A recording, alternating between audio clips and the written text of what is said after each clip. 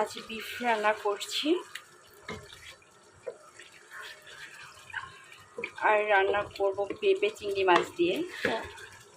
আর কিছু রান্না করব না, এতটুকুই থাকবে আজকে।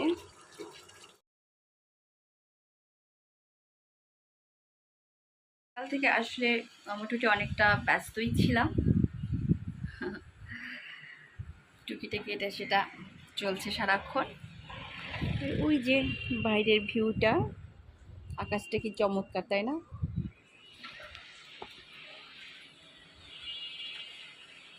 জীবন কতটা ব্যস্তময়।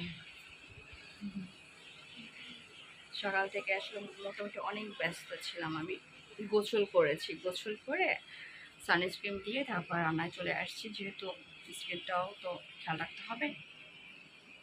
এই যে বিফ রান্না করছি আজ, একদম তেল।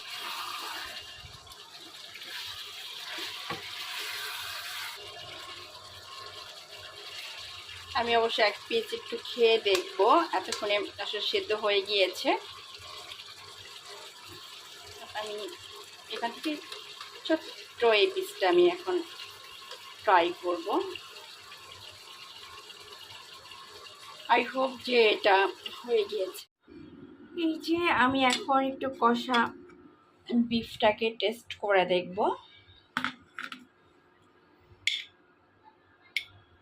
পরন্ত বিকেল আর মেঘলা আকাশ।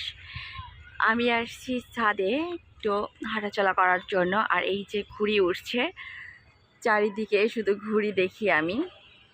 তো ঘুড়ি তো আরও ছিল, সেগুলো কোথায় গেল ওই যে বোঝা যায় না। ওই একটা, এই একটা, হ্যাঁ যে নিচে।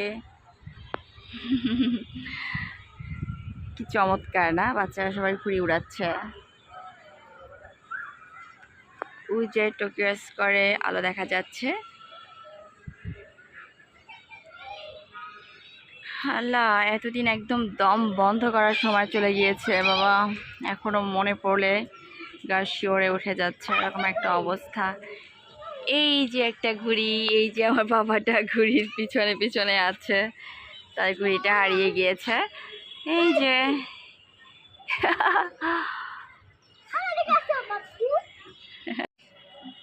নিচে নামো, নিচে নামো।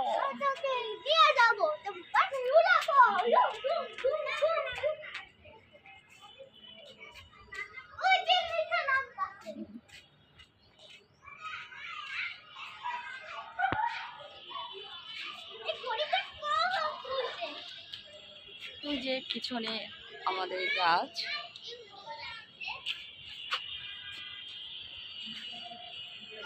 আমি একদম 16 তলার উপরে, তাই অন্যান্য বিল্ডিংগুলো একদমই ছোট ছোট দেখা যাচ্ছে।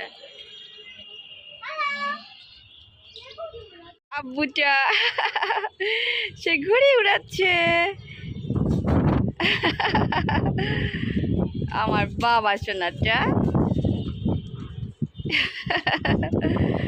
চমৎকার চমৎকার, মাশাআল্লাহ মাশাআল্লাহ। ঠিক আছে ঠিক আছে ঠিক আছে। এত ঘুরতে হবে না, তাহলে আবার হবে কি মাথা ঘুরাবে, তাই না?